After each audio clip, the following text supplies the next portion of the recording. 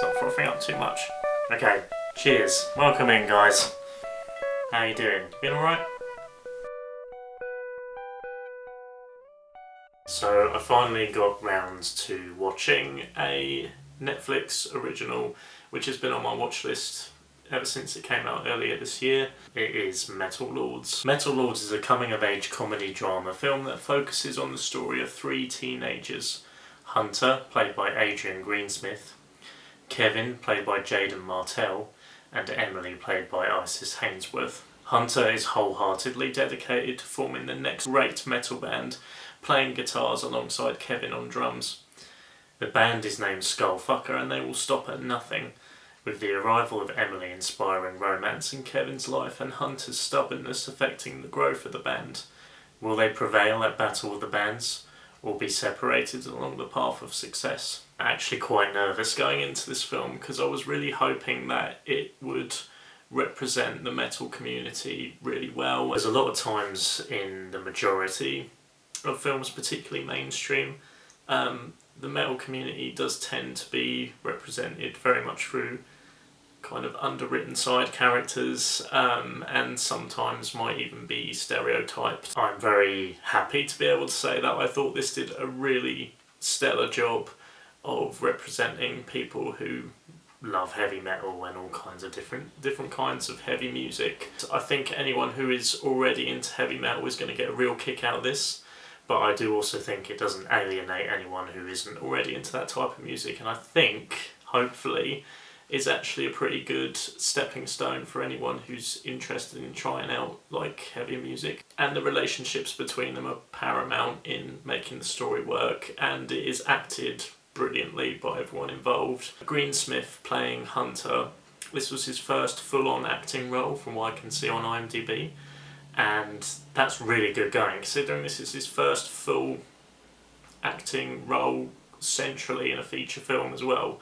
He really plays the character so well. That's a very multi-layered character with a lot of flaws, as all of us have, and he manages to portray that really well as someone who is growing and learning from their mistakes throughout the course of the film. Martell is already at his very young age an experienced actor, having been in both the chapters of the It films, as well as Knives Out. Every film I've seen him in so far, he's always been a massive highlight, and this is no different. His character is so sweet in this, as well as being just a fucking kick-ass drummer. Hainsworth as Emily is absolutely amazing in this film as well. Her character, again, is so sweet, and you just really fall in love with both Emily and Kevin, who Martell plays. Both of those characters you do fall in love with instantly in the film, and as the film goes on you just can't wait for them to be on screen. Like, they really have such a chemistry on screen together. And Hainsworth, you might recognise her from previous films such as Emma, the Jane Austen adaptation. The film is directed by Peter Sollett, who previously was at the helm of Nick and Nora's Infinite Playlist.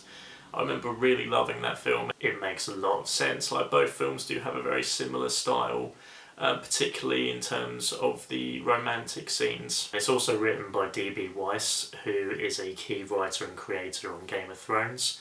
Interestingly, this film has a lot of Game of Thrones alumni involved in the crew. Also got cinematographer Annette Halmick, who was the principal cinematographer through the Game of Thrones series. I have to say this film is gorgeously shot, really wonderfully done. Kind of hit me about at the halfway point. There was some certain shots that were being used and then suddenly it hit me that actually this whole film has just been like really beautifully done. The music by Ramin Djawadi, who was again the main composer for Game of Thrones, does a really great job at providing some of the really atmospheric kind of metal soundscapes. Really reminded me of the video game Brutal Legend. There was a lot of musical interludes in between the well-known tracks on the jukebox in that game that sounded a lot like the soundscape in this, and I really appreciated about that. It gave it this real authenticity, I think. Of course, the music is going to be a massive part of this, and it just didn't falter at all at any point. The original track created for the film, Machinery of Torment, Machinery of Torment has stayed in my head since having seen it a couple of days ago. It's a really great metal track, and they really did put their effort into creating something that metalheads can really dig their teeth into as well. The entire soundtrack is really well done. In particular favourites of mine, there's a particular scene in which a Dungeons and Dragons game is happening, and Hail to the King by Avenged Sevenfold starts, and it was that good that I literally leapt off my sofa and started rocking out, because it was just like, that was so well timed. Painkiller by Judas Priest appears in a certain car chase sequence. The band of the film cover War Pigs, and it's probably the best cover of War Pigs by Black Sabbath that I've ever heard. The cello that's used in it by the character of Emily is so good, alongside the drums by Kevin.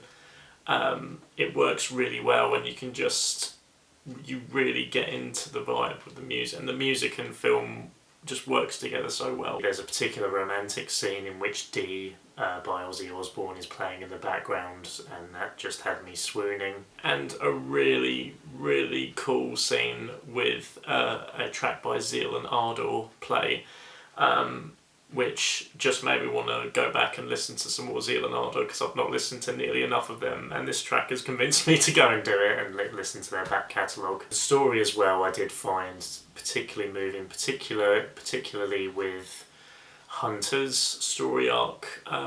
There's a real kind of moral to the character of Hunter and what he goes through. It really speaks a lot about the danger of elitism, particularly in metal music, but with just any music in general. As much as I love metal, I love the metal fan base, I love the festivals and gigs that come with that genre of music. It's definitely had a big influence on my own style personally. I am very aware that this particular genre of music, which covers so many different subgenres, but particularly in that kind of area, there is definitely a danger of having elitists involved and people that won't accept any other genre of music, and anyone who likes that kind of music is wrong automatically. What this film does very well is convey that message of the dangers and the toxic path that can come with that if you just shun everything else in existence. I think this film really does a great job of being an amazing heavy metal film, but also having a very open mind and a very progressive attitude towards that. And I think we're in a fantastic stage of musical era at the moment where there is so many different genres getting mixed matched together.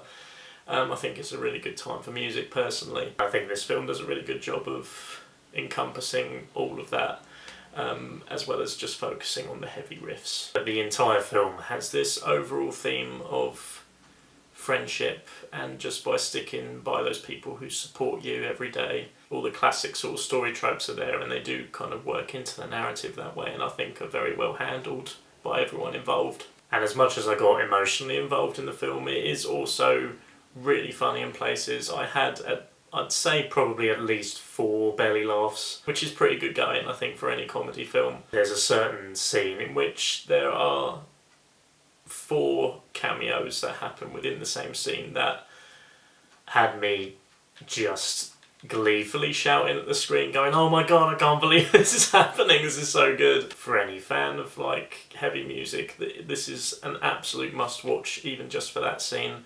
But I do think anyone who watches will really become emotionally involved with the characters and the story, and I do think it's well worth seeking out for anyone. As mentioned at the start of the review, this is a Netflix original, so you can catch it on Netflix now. Thank you guys so much for joining, I do really appreciate it. If there's any other like heavy metal films that you guys personally love and would really like to recommend, please do let me know. I'm really keen on checking out anything that is very similar to this film. Good vibes all round.